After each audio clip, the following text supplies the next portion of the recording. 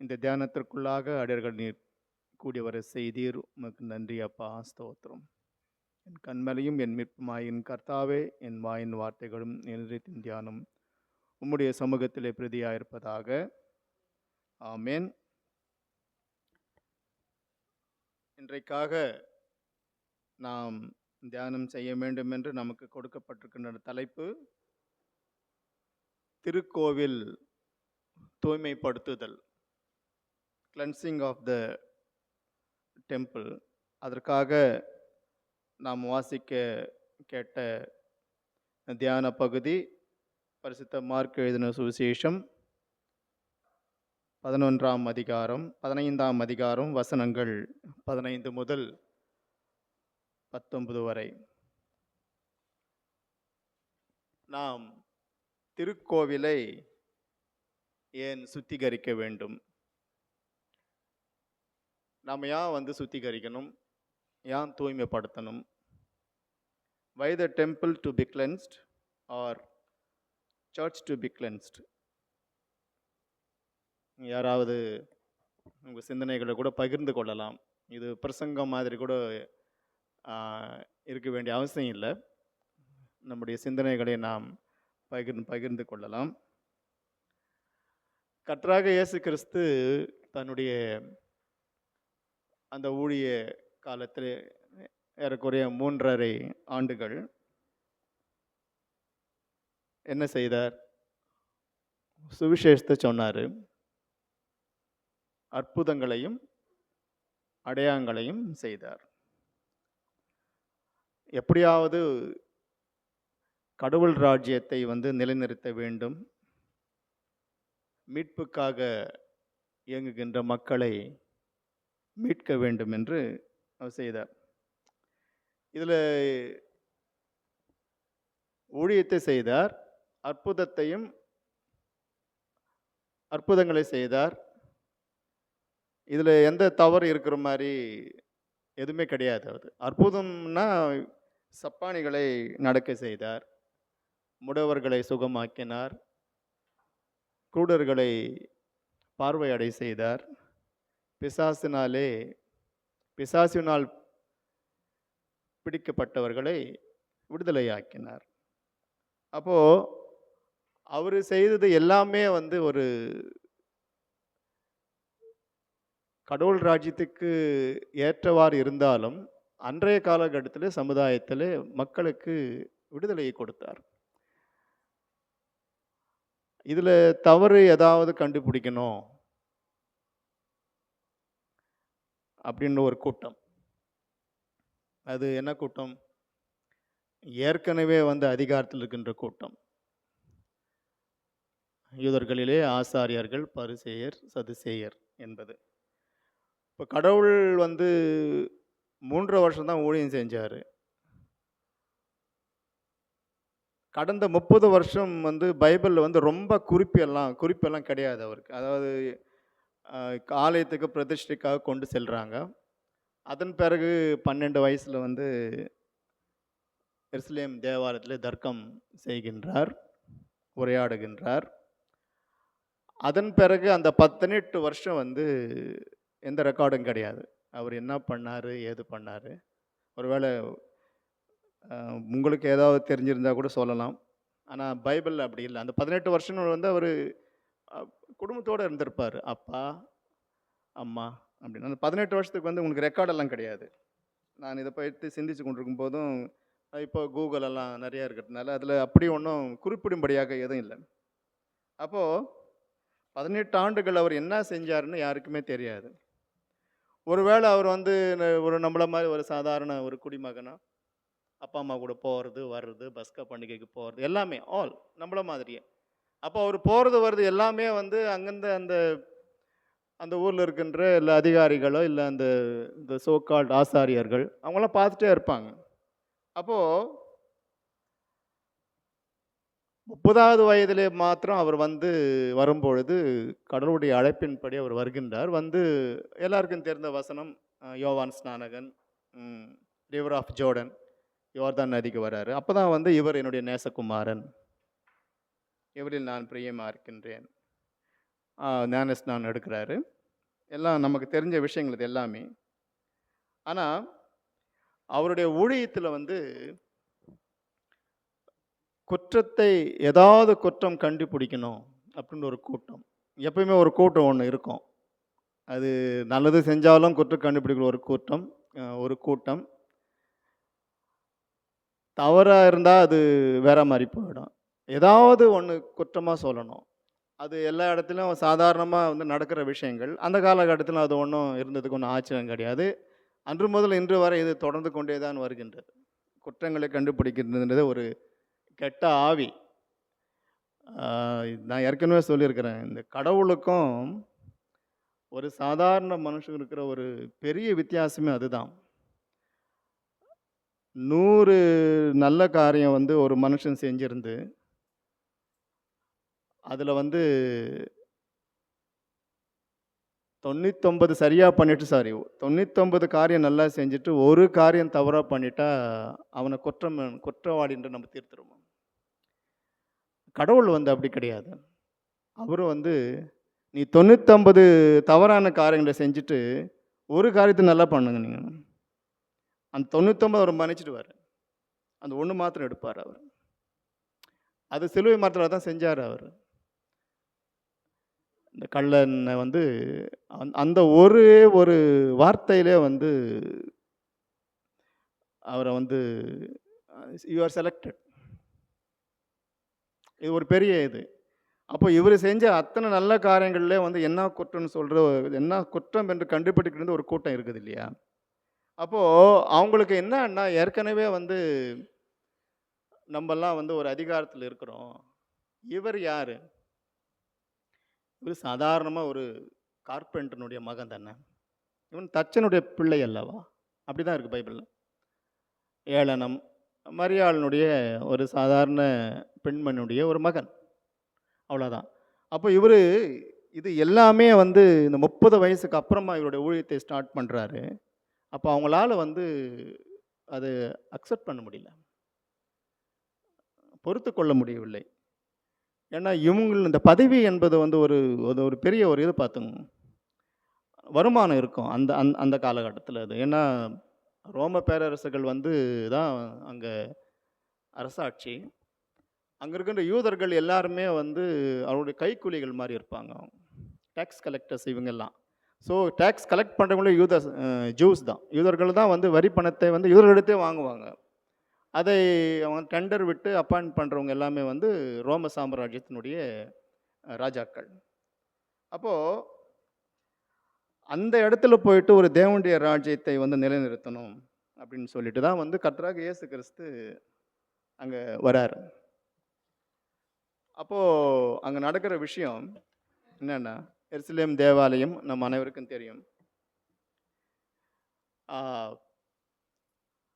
இந்த தேவாலயத்தில் வந்து வரலாற்று கூற்றுகள் கூறுகின்றன. பைபிளில் அது ரெக்கார்ட் ஆகலை. இது தியானிக்கும் பொழுது நான் படித்தது. அந்த இடத்துல வந்து பார்த்திங்களன்னா, ஏற்ற சமுதாயத்திலே அந்தஸ்திலே உயர்வாக இருக்கிற உக்காரங்களுக்கு ஒரு இடம் எங்கேங்க? சபையில், அந்த ஆலயத்தில், அந்த கோயிலில் அவங்களுக்கெல்லாம் ஒரு இடம். அதாவது இந்த ஆசாரியர் அவங்களுக்கெல்லாம் ஒரு இடம். சமுதாயத்தில் ஒடுக்கப்பட்டவர்களுக்கு ஒரு இடம். ஸோ இது எல்லா காரியங்களும் வந்து அவங்க செஞ்சுட்டே இருக்கிறாங்க. கிறிஸ்துவுக்கு முன்னாடியிலேருந்தும் செய்கிறாங்க. ஏன்னா அந்த தேவாலயத்தை கட்டுனது வந்து சாலமோன் ராஜா.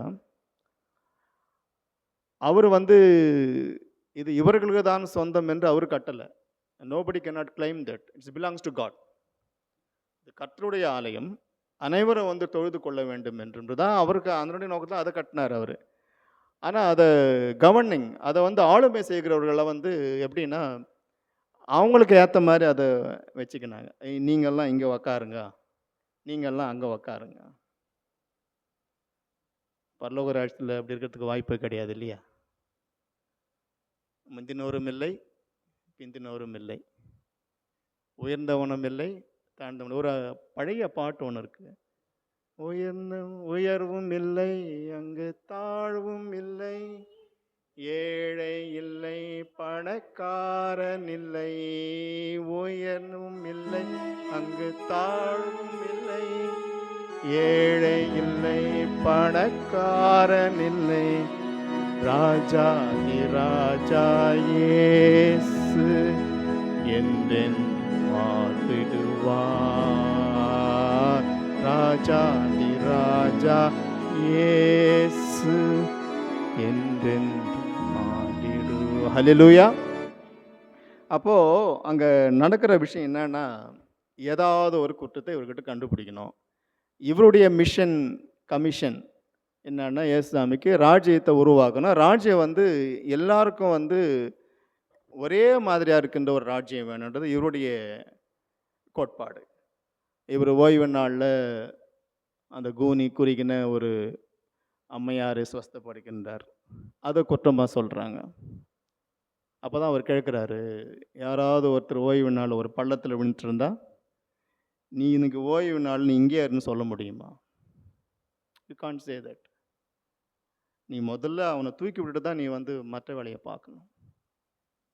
ஒருத்தர் பசின்னு வரும்பொழுது நீ முதல்ல ஆகாரம் கொடு. இன்னைக்கு ஓய்வு நாள், உனக்கு நான் சாப்பாடு கொடுக்க மாட்டேன்னு சொல்லக்கூடாது. அப்போ என்ன சொல்கிறாருன்னா, நல்ல காரியங்களை வந்து நீங்கள் செய்யணும் கண்டிப்பாக. ஆனால் இவங்க என்ன சொல்கிறாங்கன்னா, ஆசாரியர் இன்னைக்கு ஓய்வு நாள் நீ ஏன் சொஸ்தமாக்குற? அது ஒரு குற்றம். ஏன்னா உங்களுக்கு குற்றம்ன்றதை வந்து கண்டுபிடிக்கணும். கண்டுபிடிச்சி அவரை பிடிச்சி அவருடைய அந்த மகிமையை வந்து வெளியில் வராமல் பார்க்கணும். மகிமை வெளிப்படக்கூடாது. ஏன்னா அதான் சொன்னேன்ல, ஒரு ரீப்ளேஸ்மெண்ட் ஒருத்தர் ஏற்கனவே அதிகாரியாக இருக்கும்போது இன்னொருத்தர் வரதுன்னு அவ்வளோ ஈஸியான ஒரு விஷயம் கிடையாது. அந்த காலத்து இந்த காலத்து வரைக்கும் அப்படி தான் இருக்கும். இதான் மனுஷனுடைய சுவாபங்கள். அப்போது குருடர்களுக்கு பாவை கொடுக்கின்றார், முடவர்களை குணமாக்குகின்றார், சப்பானிகள் குணமடைகிறார்கள், செவிடுகளுக்கு காது கேட்க செய்கிறார். அப்போது இவங்களுக்கு ஜீர்ணிக்க முடியல. அப்போது என்ன நடக்குதுன்னா, நம்ம பவனி போனோம் இல்லைங்களா? எருசலேம் வீதிகளிலே அவர் பவனி வரும்பொழுது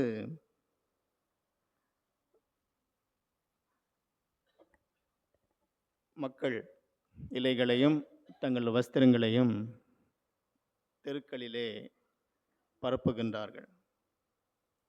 அப்போ ஓசன்னா என்று மக்கள் ஆர்ப்பரிக்கின்றார்கள், இரட்சகர் வந்து விட்டார். ஒரு சாரார், இது எல்லாம் ஒரு கூட்டம் பார்க்குது. இது ஒரு கூட்டம் பார்த்துட்டே இருக்குது. மக்களினுடைய சக்தி பெருகி கொண்டே வருகின்றது. சரி, இப்போ இது நடந்துட்டு தான் அவர் நேராக வந்து எருசலேமுக்கு போயிட்டு அந்த பவனிக்கு பிறகு வந்து தேவாலயத்துக்கு போகும்பொழுது அங்கே நடக்குது. என்ன நடக்குது? அந்த வசனத்தை படிங்க. மார்க் 15.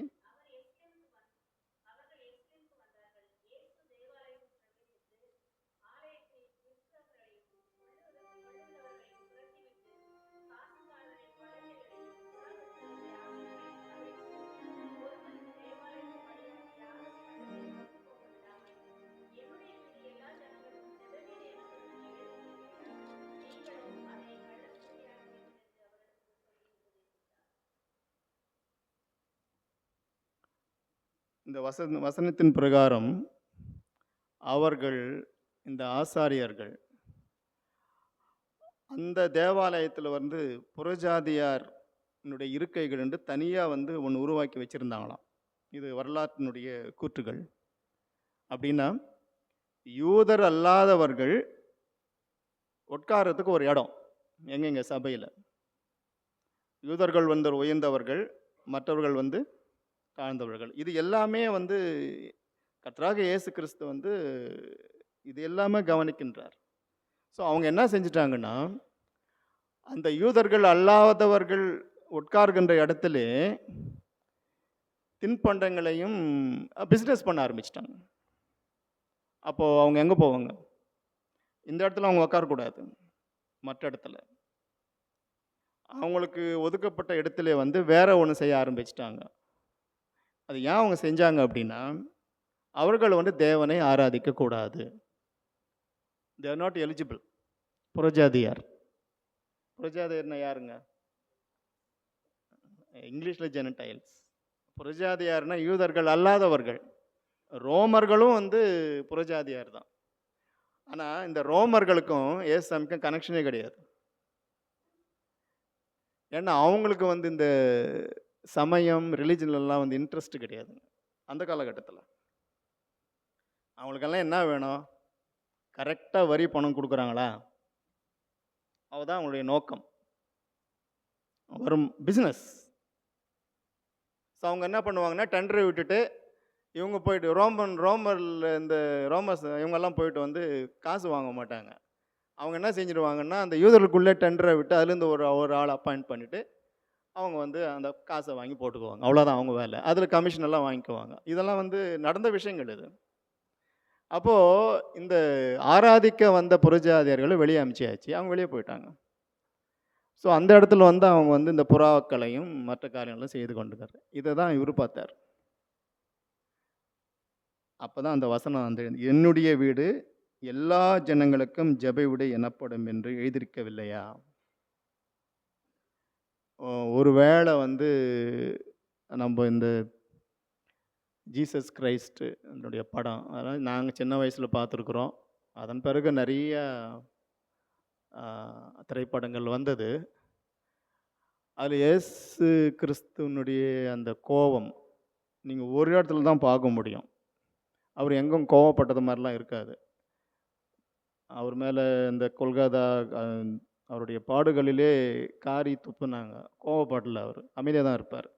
ஆனால் இங்கே தான் கோவப்பட்டிருப்பார். அவர் தூக்கி தூக்கி வெளியே போடுவார். அது அழகாக காட்டியிருப்பாங்க. ஏன்னா அதுதான் ஒரு நார்மல் ஹியூமன் உடைய ஆக்ட். எல்லாத்தையும் தூக்கி வெளியே போட்டுருவார். அப்போது அவர் வந்து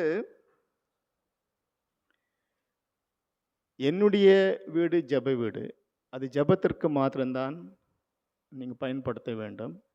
அப்போது அதில் 2 விஷயம் அவர் சொல்கிறார். ஒன்று வந்து இங்கே வியாபாரம் செய்யக்கூடாது. 2வது நீங்கள் வியாபாரம் செய்கிற அந்த குறிப்பிட்ட இடம் வந்து மற்றவர்கள் வந்து உட்கார்ந்து தொழுது கொள்ள. நீங்கள் பழைய ஏற்பாட்டில் யாத்ராகமத்தில் பார்த்தீங்களன்னா மோசஸ் போய் கேட்பார் கிங் ஃபாரோ கிட்ட, அவர்களை போக விடுங்கள், தேவாலய தேவன் அவர்கள் தொழுது கொள்ளட்டும். அப்போது ஒரு தேவாலயத்தை தூய்மைப்படுத்த வேண்டும் என்றால் முதலிலே தேவாலயத்துக்குள்ளாக ஏற்றத்தாழ்வுகள் இருக்கக்கூடாது. நீங்கள் ஈஸிக்வல்ட்டு அப்படின்னு ஒன்று போட்டிங்களன்னா அந்த சிந்தனை எங்கேருந்து வருதுங்க? நமக்குள்ளாக தான் வரும். ஏற்றத்தாழ்வை யார் உருவாக்குறது? கடவுளா? மனுஷன். அப்போது அந்த வசனம் ஒன்று கொடுத்துருப்பாங்க பாருங்கள், நீங்களே அந்த தேவாலயம். ஒரு மனுஷன் வந்து ஒரு தேவாலயத்தில் ஏற்றத்தாழ்வுகள் பார்க்கக்கூடாது. அதை பார்க்குறாங்கன்னா அதை உருவாக்குறது வந்து ஒரு மனுஷன் தான் உருவாக்க போகிறான். கடவுள் உருவாக்க மாட்டார். Is a God for all. அவர் எல்லாவற்றுக்கும் தேவன். அப்போ நீங்களே அந்த தேவாலயம். இந்த பவனி பற்றி என்னுடைய துறையிலே ஒரு இந்திய நம்முடைய மதத்தை சார்ந்தவர்கள் அல்ல, அவங்க டுடே பாம் சண்டே அப்படின்னு கேட்டாங்க. ஆமாம் நேற்றுக்கு. ஆமாம் பாம், அது என்ன பாம் சண்டே? டிவிலெல்லாம் காட்டுறாங்களே அப்படின்னு. கேரளத்தை சேர்ந்தவர்கள்.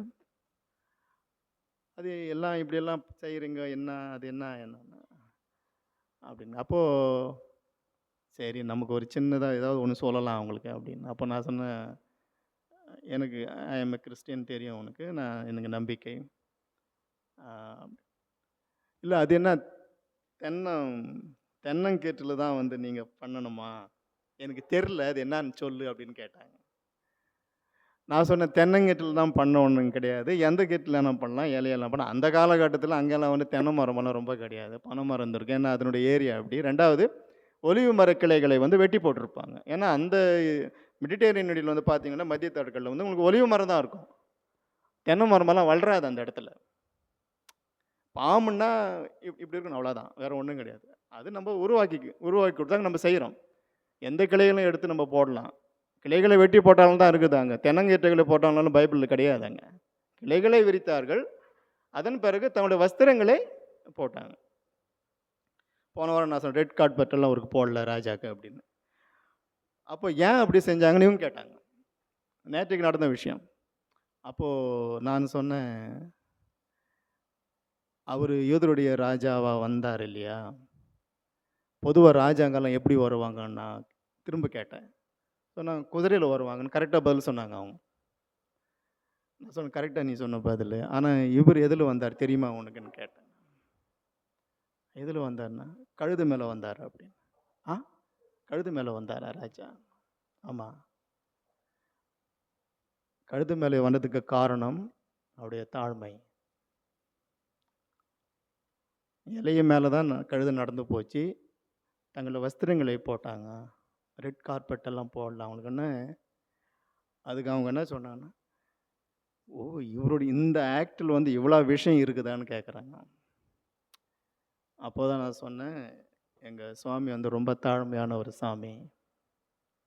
அவர் வந்து குதிரை மேலெல்லாம் வர சாமி கிடையாது அவர். அப்படியா? அது இதை ஏன் சொல்கிறேன்னா, பவனின்றது வந்து எவ்வளோ முக்கியமான ஒரு விஷயம் பாருங்கள். அது எல்லாம் அன்னைக்கு செஞ்சாங்க, நாம் இப்போ செய்கிறன்றது கிடையவே கிடையாது. அதில் வந்து ஒரு பெரிய சத்தியம் இருக்கின்றது. ஓகே, அப்போது தற்காலத்துக்கு வாங்க. அந்த காலத்தில் சாலமோன் ராஜா வந்து எல்லாரும் தொழுது கொள்ள வேண்டும் என்று ஆலயத்தை கட்டினார். கர்த்தராக இயேசு கிறிஸ்து போய் உயர்ந்தவனும் இல்லை, தாழ்ந்தவனும் இல்லை, ஏழையும் இல்லை, பணக்காரனும் இல்லை, இது கடவுளுடைய ஜெப வீடு என்று அவர் அந்த ஆலயத்தை சுத்தப்படுத்துகின்றார். இன்றைக்கு அப்படி இருக்கின்றதா என்று நம்மை நாமே சோதித்து பார்க்க வேண்டும். ஏறக்குறைய நூற்றாண்டுகள் கடந்து விட்டன. எல்லாமே வந்து கடந்து போகும்.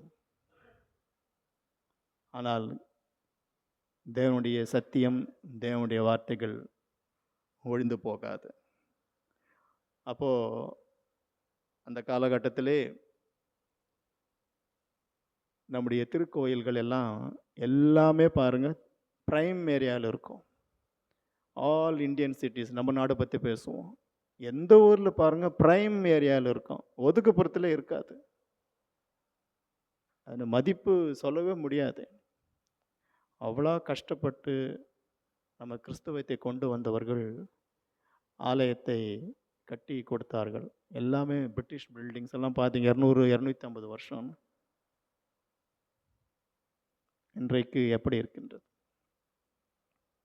அவங்க கரெக்டாக செஞ்சாங்க. ஆனால் ஆலயத்துக்குள்ளே நாம் எப்படி இருக்கின்றோம்?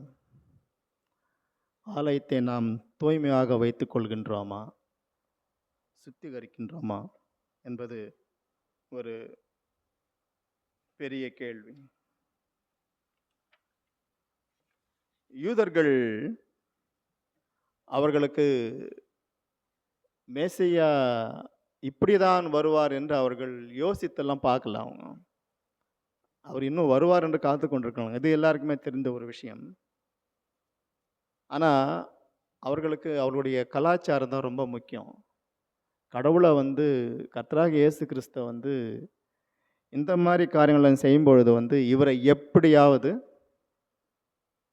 காட்டி கொடுக்கணும்.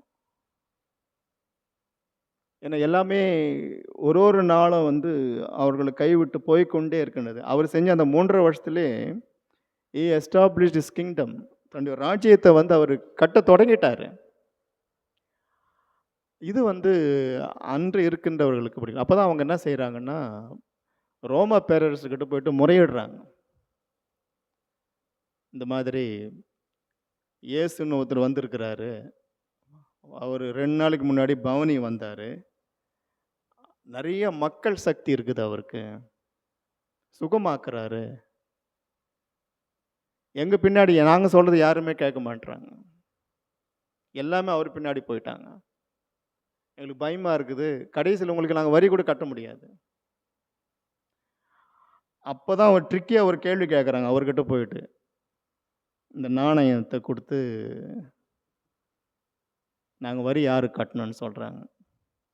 ரொம்ப ஒரு புத்திசாலமாக ஒரு பதில் சொல்லுவார், எஸ் சாமி, ராயனுடைய ராயனுக்கும். ஆனால் பைபிளில் வந்து அவர் இந்த தசம பாகத்தை பற்றி ரொம்ப பேசியிருக்க மாட்டார் ஏசுசாமி. பழைய ஏற்பாட்டில் இருக்கும், புதிய ஏற்பாட்டில் தசம பாகத்து ரொம்ப இருக்காது. அவர் ஒரே வார்த்தையில் முடிச்சிட்டார். ஆனால் அவர் ராயனுடைய ராயனுக்கும் தேவனுடைய தேவனுக்கும் செலுத்துன்னு சொல்லிட்டு கடைசியில் என்ன சொல்றாரு அவர்? நீ உன்னையே நீ கொடுக்கணும் கடவுளுக்குன்ற. நம்மளே நம்ம சுத்திகரிக்கணும். காட் டோன்ட் நீட் அவர் மணி. நம்முடைய பைசா அவருக்கு தேவை கிடையாது. நிர்வாகத்துக்காக தான் பைசா. ஒரு சபை, ஒரு கட்டிடம், அதில் இருக்கிற சில காரியங்களுக்காக தான் பைசா. அவருக்கு பைசாவே தேவை கிடையாது. அதனால தான் அவர் என்ன சொல்கிறார் பாருங்க, அந்த 2 பைசா போட்டதை தான் அவர் பெருசாக சொல்லுவார். இது இன்றைக்கு நாம் எப்படி இதை எப்படி நாம் எடுத்துக்கொண்டிருக்கின்றோம், எப்படி செய்கின்றோம்ன்றதான் முக்கியம். ஏன்னா ஒரு தேவாலயம்னு வரும்பொழுது வந்து அது வந்து உன்னை தூய்மைப்படுத்தணும் அப்படின்னு கர்த்தராகிய இயேசு கிறிஸ்து அன்று சொல்லி கொடுத்துருக்கிறாரு. இன்றைக்கு நாம் அதை செய்கின்றோமா? நிறையா காணிக்கை கொடுத்துட்டா நிறைய ஆசீர்வாதம், குறைவாக காணிக்கை கொடுத்தா குறைவான ஆசீர்வாதம் அப்படின்னு பைபிள் இருக்குதா? எனக்கு தெரிஞ்சு இல்லை. கர்த்தராகிய இயேசு கிறிஸ்து அது மாதிரி சொல்லலை. அவர் நம்ம தான் கேட்குறாரு. அவர் நிர்வாகத்துக்கு பைசா வேணும், அது வேறாங்க. டு மெயின்டைன், அது வேற விஷயம். கர்த்தராகிய இயேசு கிறிஸ்துக்கு நாம் கீழ்ப்படிய வேண்டும். அதை தான் அவர் நமக்கு போதித்திருக்கின்றார். சகரியா 9:9 வாசிங்க. சகரியா 9:9.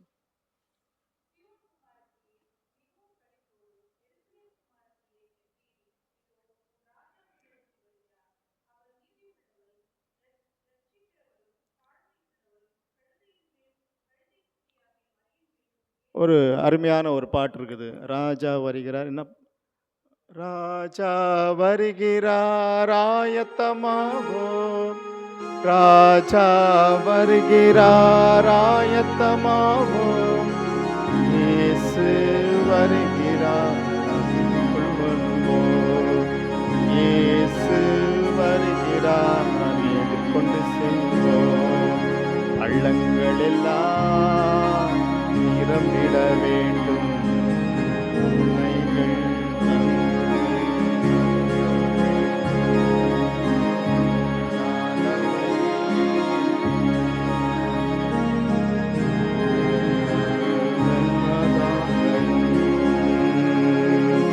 பள்ளங்கள் எல்லாம்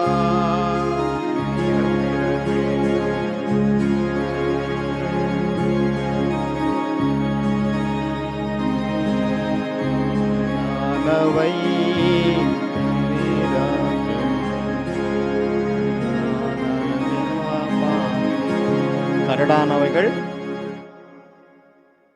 இப்படி வழியை சமமாக்கணுமா? இது உணர்ந்து பாடினா தெரியும். நம்ம தான் சமமாக்கணும்.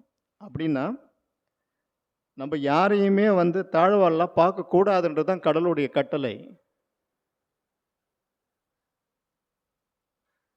எவ்வளவோ பிரசங்கள் நாம் என்னையும் சேர்த்து தான் சொல்கிறேன், எனக்கும் இருக்கும் அது.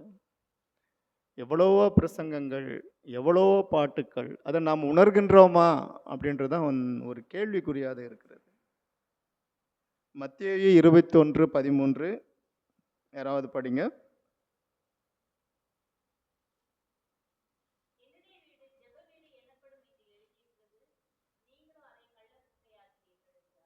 ஒன்று கொரிந்தியர் 13:16-17. 1 கொரிந்தியர் 13:16-17 இருக்குதுங்களா? இல்லை, ஏசாயா 56:7. சாரி, மன்னிக்கவும், ஏசாயா 56:7.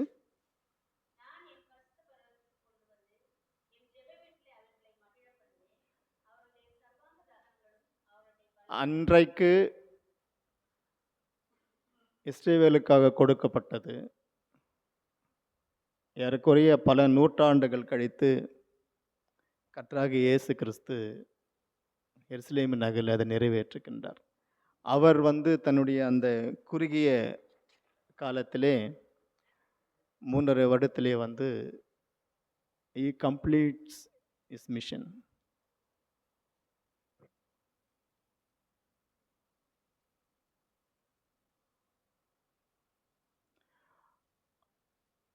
நாம் நம்முடைய இருதயத்தை கடவுளுடைய கட்டளைப்படி சுத்திகரிக்கின்றோமா? அன்றாட வாழ்க்கையிலே நாம் தேவனுடைய கட்டளைகளை கைக்கொள்கின்றோமா?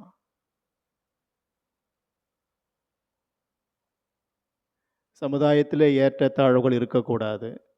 ஆனால் ஆலயத்துக்குள்ளே அன்று ஏற்றத்தாழ்வுகள் இருந்ததை தேவன் கண்டித்தார். அதனுடைய பலன் அவரை எப்படியாவது சிலுவையிலே அறைய வேண்டும்.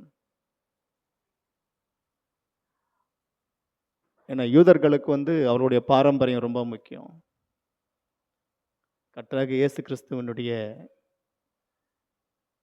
அவருடைய அந்த போதனைகள் முக்கியம் கிடையாது. ஏன்னா they were benefited from the Roman emperors. ஆசாரியர்கள் அன்றைக்கு ரோமருக்கும் கர்த்தராகிய இயேசு கிறிஸ்துவுக்கும் ரொம்ப உறவெல்லாம் கிடையாது. ஆனால் கிறிஸ்துவனுடைய மரணத்துக்கு பிறகு என்ன நடந்தது? கொஞ்சம் யோசித்து சொல்லுங்க. அவருடைய மரணத்துக்கு பிறகு என்ன நடந்தது? கிறிஸ்துவம் எங்கிருந்து தழைத்து ஒழுங்கியது? அதை யார் செஞ்சாங்க? Saint Peter. நேராக எங்கே போனார்? அவர் இட்டாலிக்கு போனார், ரோமாபுரிக்கு. அங்கிருந்து எங்கே வந்தங்க உங்களுக்கு மதம் சமயம் எங்கே வந்துச்சு? உலகம் பூரா வந்துச்சு. எப்படி அந்த வரலாறுன்றதை விட அந்த தீர்க்க தரிசனம் எப்படி நிறைவேறுது பாருங்க. அவர் ஒப்பு கொடுத்தவர்கள் யூதர்கள், அதை அங்கீகரித்தவர்கள் ரோமர்கள். ரோமர்களுக்கு வெவ்வேறு தெய்வங்கள். ஆனால் கர்த்தராகிய இயேசு கிறிஸ்து மரணத்துக்கு பிறகு திரும்ப கிறிஸ்தவம் எங்கே உருவாச்சுன்னா ரோமாபுரியில் தான் உருவாச்சு. ரோமாபுரியிலிருந்து உலகம் எங்கும் தழைத்து ஒழுங்கியது. நாம் அதை சுத்திகரிக்க வேண்டும். நிறைய யூடியூப், நிறைய காணொளிகள் எல்லாம் பார்த்தா நமக்கு ஒன்றும் நடக்க போகிறது கிடையாது.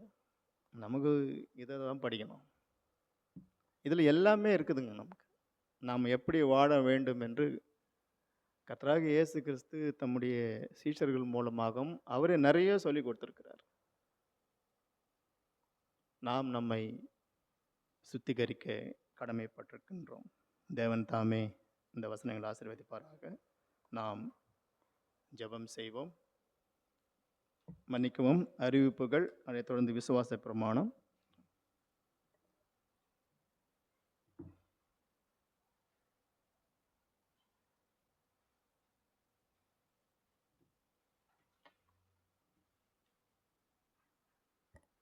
அங்கிள் மூலமாய் நல்ல ஒரு சத்தியத்தை தேவன் கேட்க செய்தார். அதற்காக நான் ஆண்டவரை ஸ்தோத்தரிக்கின்றேன். நம்ம எல்லாருமே நினச்சிட்டு இருப்போம், நம்ம இந்த கண்ட்ரியில் இருக்கனால சத்தியத்தை சொல்லணும்னாலும் சுவிசேஷத்தை அறிவிக்கணும்னாலும் இந்த நாட்டில் இருக்கிற ஜனங்களுக்கு தான் சொல்லணும் அப்படின்னு சொல்லிட்டு. அப்படி கிடையாது. நம்ம கூட இருக்கவங்களுக்கே கூட நம்ம சத்தியத்தை அறிவிக்கலாம். அங்கிள் கூட இருக்கவங்களுக்கே அந்த பவனியை குறித்து அவங்க கேட்டிருக்காங்க. அப்போ என்னென்னா, இன்னும் சத்தியம் நம்ம கூட இருக்கவங்களுக்கே போய் ரீச் ஆகலை. எனக்கு இந்த குருத்தோல் அன்னைக்கு, அதாவது நம்ம ஃப்ரைடே சர்வீஸில் நம்ம குருத்தோலை ஞாயிறு செலிப்ரேட் பண்ணோம். பட்டு நம்ம ஊர்லலாம் ஞாயிற்றுக்கிழமை கொண்டாடினால எனக்கு காலையில் ஒரு மெசேஜ் வந்துச்சு என் மேனேஜரு. என்னென்னா, தம்பி இன்னைக்கு குருத்தோலை ஞாயிறா, நான் எப்படி மக்கா விஷ் பண்ணுறது அப்படின்னு சொல்லிட்டு. நான் இந்த மாதிரி ஒரு வாய்ப்பு கிடச்சி நான் விட மாட்டேன். அப்போ நான் சொன்னேன், தேங்க்யூ சார், நான் வாரேன், நம்ம ஃப்ரீயாக இருக்கும்போது நம்ம பேசுவோம் அப்படின்னு சொல்லிட்டு. நான் எப்போவுமே இந்த மாதிரி ஒரு சுவிசேஷத்தை சொல்கிறதுக்கு ஒரு சான்ஸ் கிடைக்கும்போது அதை மிஸ் பண்ணுறது கிடையாது. 2 நாளாக ஆஃபீஸ் போகல, சைட்டில் ஒர்க் இருந்தனால. எப்போ மாட்டுவார் அடுத்தது ஆஃபீஸில் அப்படின்னு சொல்லி வெயிட் பண்ணிகிட்ருக்கேன், அவருக்கு இந்த குருத்தோலை ஞாயிறை குறித்து பேசுகிறதுக்காக. ஒவ்வொருவரும் நாம் இந்த மாதிரி எதிர்பார்க்கலாம். நம்ம கூட இருக்கிறவங்களுக்கே இன்னும் அந்த சுவிசேஷம் பவுனியை குறித்தோ, குருத்தோலை ஞாயிறு குறித்தோ, ஒருவேளை அவங்களுக்கு கிறிஸ்மஸை குறித்து தெரிஞ்சிருக்கலாம், நியூ இயரை குறித்து தெரிஞ்சிருக்கலாம், இல்லைனா ஈஸ்டர் குறித்து தெரிந்திருக்கலாம். ஆனால் இந்த மாதிரியான ஒரு சில காரியங்கள் இயேசுவை குறித்து தெரிவதற்கான வாய்ப்புகள் மிகவும் குறைவு. நம்ம அவங்களுக்கு சத்தியத்தை குறித்து சொல்லலாம். ஒரு 2 மாதத்துக்கு முன்னாடி இல்லை, இந்த ரம்ஜான் ஃபாஸ்டிங் அவங்களுக்கு தொடங்கும்போது நம்ம மோட்டார் சரி பண்ணுறதுக்காக ஒரு பாகிஸ்தானி அந்த சர்ச்சுக்கு கூட்டு வந்தேன். அப்போது அவன் மோட்டரை சரி பண்ணிவிட்டு போகும்போதே அப்படியே நாங்கள் தொடங்கணும் அந்த ஃபாஸ்டிங்கை பற்றி. அவன் உடனே நீங்கள் ஃபாஸ்டிங் எப்போ தொடங்குவீங்க, உங்களுக்கு எப்போ இது ஈஸ்டரு அப்படின்னு சொல்லி எங்களோட கான்வர்சேஷன் நம்மளோட இயேசு கிறிஸ்துவை குறித்தும் அவருடைய சிலுவை மரணத்தை குறித்துமே எங்களுக்கு செலலாக போகிறது வரைக்குமே போயிட்டு. இந்த நாளிலே எங்களோட சத்தியம் இந்த தேவாலயத்தை சுத்திகரிப்பதை குறித்து இருந்தாலும், ஆவியானவர் என்னோடு கூட பேசின விஷயம், அந்த இடத்துல உட்கார்ந்து இருக்கும்போது அவர் என்னோடு கூட பேசினது இந்த சுவிசேஷத்தை அறிவிப்பதை குறித்தும், நம்ம கூட இருக்கிறவங்களுக்கே இன்னும் சுவிசேஷம் போய் சேரலை என்கிறது தான் அவர் வெளிப்படுத்தினார். ஒவ்வொருவருக்கும் வித்தியாசமான முறையில் ஆவியானவர் பேசியிருப்பார். நம்ம மெசேஜை ஆர்வத்தோடு கூர்ந்து கேட்டிருந்தோன்னா, சத்தியத்தை தந்த இந்த நாளிலே பேசிய அங்கிளுக்கும் நமக்கு கொடுத்த தேவாதி தேவனுக்கும் நன்றியை தெரிவித்துக் கொள்கிறேன். சுய வெறுப்பு காணிக்கை கவர் பின்னால் டேபிளில் வைக்கப்பட்டுள்ளது. எடுத்துக்கொள்ளாத எல்லாரும் எடுத்திருப்பீங்கன்னு சொல்லி நினைக்கிறேன். எடுக்காதவர்கள் அதை எடுத்துக்கொள்ளும்படி இன்னும் ஒரு சில நாட்களே இருப்பதனால் அதை எடுத்து செல்லும்படி கேட்டுக்கொள்கிறோம். தினந்தோறும் இந்த பரிசுத்த வாரத்திலே தினந்தோறும் மாலை 7:30 மணிக்கு இந்த ஆராதனை நம்முடைய சபையிலே நடைபெறும். ஒரு சிலர் தான் வந்திருக்கிறீங்க, வராதவங்களையும் அழைத்து வாருங்க. எல்லாரும் ஆசீர்வாதத்தை பெற்று செல்லலாம். நாம் அனைவரும் எழுந்து நின்று அப்போஸ்தல விசுவாச பிரமாணத்தை நாம் சேர்ந்து சொல்லலாம்.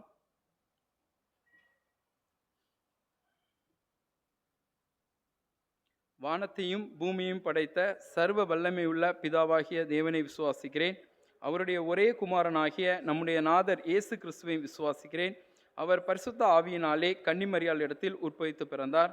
பொந்தியன் பிலாத்துவின் காலத்தில் பாடுபட்டு சிலுவையில் அறையுண்டு மரித்து அடக்கமிடப்பட்டு பாதாளத்தில் இறங்கினார். 3ஆம் நாள் மரித்தோரிடத்திலிருந்து எழுந்தருளினார். பரமண்டலத்துக்கேறி சர்வ வல்லமையுள்ள பிதாவாகிய தேவனுடைய வலது பாசிலே வீட்டிருக்கிறார். அவ்விடத்திலிருந்து உயிருள்ளோரையும் மரித்தோரையும் நியாயம் தீர்க்க வருவார். பரிசுத்த ஆவியை விசுவாசிக்கிறேன். பொதுவாக இருக்கிற பரிசுத்த சபையும் பரிசுத்தவான்களுடைய ஐக்கியமும் பாவ மன்னிப்பும் சரீர உயிர்த்தெழுதலும் நித்திய ஜீவனும் உண்டென்று விசுவாசிக்கிறேன். ஆமேன். நம் அனைவரும் மன்றாட்டு ஜெபத்தை ஏறெடுக்கலாம். தேவனுடைய படைப்பினால் உண்டான மனோகரமான இந்த உலகத்திற்காகவும் சகல விதமான ஜீவராசிகளுக்காகவும் நாம் பிரார்த்தனை செய்வோமாக. உலகத்தில் நீதியும் சமாதானமும் நட்பும் வளர வேண்டுமென்று நாம் பிரார்த்தனை செய்வோமாக. எல்லா ராஜ்யங்களுக்காகவும் ராஜ்யங்களை ஆளும் அதிகாரிகளுக்காகவும் நாம் பிரார்த்தனை செய்வோமாக. சமுதாயத்தில் வெவ்வேறு இடங்களில் பல வகையான பொறுப்புகளில் இருப்பவர்களுக்காக நாம் பிரார்த்தனை செய்வோமாக. நீதி மறுக்கப்பட்டவரும் ஒதுக்கப்பட்டவர்களுக்காகவும் ஏழைகளுக்காகவும் குற்றவாளிகளுக்காகவும் நாம் பிரார்த்தனை செய்வோமாக. எல்லா குழந்தைகளையும் வாலிபரையும் நடுத்தர வயதுள்ளோர்களையும் நினைத்து நாம் பிரார்த்தனை செய்வோமாக. அனாதைகள், விதவைகள், முதியோர்கள் அனைவரையும் நினைத்து நாம் பிரார்த்தனை செய்வோமாக. வியாதியஸ்தர்கள், விபத்துக்குள்ளானோர், மாற்றுத்திறனாளிகள், வறுமையில் இருப்பவர்களுக்காகவும் நாம் பிரார்த்தனை செய்வோமாக. எல்லா சுவிசேஷ ஊழியங்களையும் ஊழியக்காரர்களையும் எல்லா கிறிஸ்தவ ஸ்தாபனங்களுக்காகவும் நாம் பிரார்த்தனை செய்வோமாக. எல்லா கிறிஸ்தவ திருச்சபைகளையும் நம்முடைய திருச்சபையும் சபையின் எல்லா அங்கங்களையும் மூப்பர்களையும் ஊழியங்களையும் எல்லா குடும்பங்களையும் நினைத்து நாம் பிரார்த்தனை செய்வோமாக. நாம் அனைவரும் கண்களை மூடி முடிவு ஜெபத்தை ஏறெடுக்கலாம். நல்ல தகப்பனே, அப்பா, இந்த பரிசுத்த வாரத்திலே சுவாமி, அப்பா, நாங்கள் ஒரு சிலராக இருந்தாலும் உம்முடைய சபையிலே வந்து இந்த நாளுக்கான சத்தியத்தை தியானிக்க கிருபை செய்தீரே அப்பா, அதற்காக நாங்கள் நன்றி செலுத்துகிறோம். ஆண்டவரே, இந்த நாளிலே நீர் இந்த தேவாலயத்தை சுத்திகரித்தது போல சுவாமி, அப்பா, எங்களுடைய ஜெப வீடும் அப்பா, நாங்கள் உம்மை துதிக்கின்ற இந்த ஜெப வீடும் சுத்தமாய் இருக்கும்படியாக ஜெபிக்கிறோம் சுவாமி. ஆண்டவரே, இதை கல்லர் குகை ஆக்காமல் அப்பா, இதை ஊழல்களுக்கு இடம் கொடுக்காமல், தீமைகளுக்கு இடம் கொடுக்காமல் அப்பா, எங்களுடைய ஜெப வீடையும் நீர் சுத்திகரிக்கும்படியாக ஜெபிக்கிறோம் சுவாமி. ஆண்டவரே, இந்த ஆராதனையிலே பங்கு பெற்ற ஒவ்வொரு பிள்ளைகளையும் உம்முடைய கரத்திலே தருகிறோம். ஆண்டவரே, இந்த ஆராதனை முடிந்து செல்லும்போது ஒவ்வொருவரும் சுத்திகரிக்கப்பட்டு கடந்து செல்ல கிருபை செய்தருளுங்க அப்பா. ஒவ்வொருவருடைய கண்களும் உம்முடைய மகிமையை காணும்படியாக எங்களுடைய கண்கள் சுத்திகரிக்கும்படியாக ஜெபிக்கிறோம். ஒவ்வொருவருடைய நாவும் அப்பா, உம்மை புகழ்ந்து உம்மை துதித்து பாடுகின்ற நாவாக சுத்திகரிக்க ஜெபிக்கிறோம் சுவாமி. அப்பா, ஒவ்வொருவருடைய காதுகளும் உம்மை குறித்ததான சத்தியத்தை நாங்கள் கேட்கும்படியாக காதுகளை சுத்திகரிக்கும்படியாக ஜெபிக்கிறோம் அப்பா. எங்களுடைய வாய்கள் உம்முடைய சத்தியத்தை சொல்லும் வாய்களாக அப்பா, நீர் எங்களுடைய வாய்களை சுத்திகரிக்கும்படியாக ஜெபிக்கிறோம் சுவாமி. ஆண்டவரே, இந்த நாளிலே இந்த ஆராதனையிலே அப்பா, யாரேனும் ஏதேனும் தேவைகளோடு கண்ணீரோடு அப்பா கஷ்டத்தோடு இந்த ஆராதனையில் பங்கேற்றிருப்பார்களானால் அப்பா, அவர்களுடைய தேவைகளுக்காக ஜெபிக்கிறோம். ஆண்டவரே, நீர் அந்த தேவைகளை சந்திக்கும்படியாக ஜெபிக்கிறோம் அப்பா. அவர்களை திரும்பி செல்லும் போது அப்பா, உம்முடைய ஆசீர்வாதத்தை பெற்று திரும்பி செல்ல ஜெபிக்கிறோம் சுவாமி. ஆண்டவரே, இந்த வாரத்திலே வாரந்தோறும் மாலையிலே நடக்க இருக்கிற ஆராதனைக்காக ஜெபிக்கிறோம் அப்பா. நீர் ஒவ்வொரு நாளும் எந்த தடையுமின்றி எங்களுக்கு இந்த ஆராதனையை நடத்தி தரும்படியாக ஜெபிக்கிறோம் அப்பா. வராத சபை மக்களை வருகின்ற நாட்களிலே நாளை முதல் அழைத்து வரும்படியாக ஜெபிக்கிறோம் ஆண்டவரே. இந்த வாரத்திலே எங்கள் சபையிலே யாரேனும் பிறந்த நாள் மற்றும் திருமண நாள் கொண்டாடுகிறார்களானால் அவர்களுக்காக ஜெபிக்கிறோம் அப்பா. இந்த பிறக்கின்ற புதிய ஆண்டு அவர்களுக்கு ஆசீர்வாதமான ஆண்டாக அமைய ஜெபிக்கிறோம் சுவாமி. ஆண்டவரே, இந்த ஆராதனையில ஏதேனும் குற்றம் குறைகள் இருந்தால் மன்னிங்க. துதி கனம் மகிமை எல்லாம் உமக்கே செலுத்துகிறோம். மீட்பெரும் இரட்சகரும் ஆகிய இயேசு கிறிஸ்துவின் நாமத்தில் கெஞ்சி மன்றாடுகிறோம் ஜீவனுள்ள நல்ல பிதாவே, ஆமேன். எங்கள் பிதாவே, உம்முடைய நாமம் பரிசுத்தப்படுவதாக, உம்முடைய ராஜ்யம் வருவதாக, உம்முடைய சித்தம் பரமத்திலே செய்யப்படுவது போல பூமியிலும் செய்யப்படுவதாக. நல்ல ஆகாரத்தை எங்களுக்கு தாரும். எங்களுக்கு விரோதமாய் குற்றம் செய்கிறவர்களை நாங்கள் மன்னிக்கிறது போல எங்கள் குற்றங்களை எங்களுக்கு மன்னியும். எங்களை சோதனைக்குள் பிரவேசிக்க பண்ணாமல் தீமை என்று எங்களை ரசித்துக்கொள்ளும். ராஜ்யம் வல்லமை மகிமையும் என்றென்றைக்கும் முடியலே, ஆமேன். என் ஆத்மாவே கர்த்தரை ஸ்தோத்திரி, என் முழுமே அவருடைய பரிசுநாமத்தை ஸ்தோத்திரி. என் ஆத்மாவே கர்த்தரை ஸ்தோத்திரி, சகல உபாரங்களும் மறவாதே, ஆமேன்.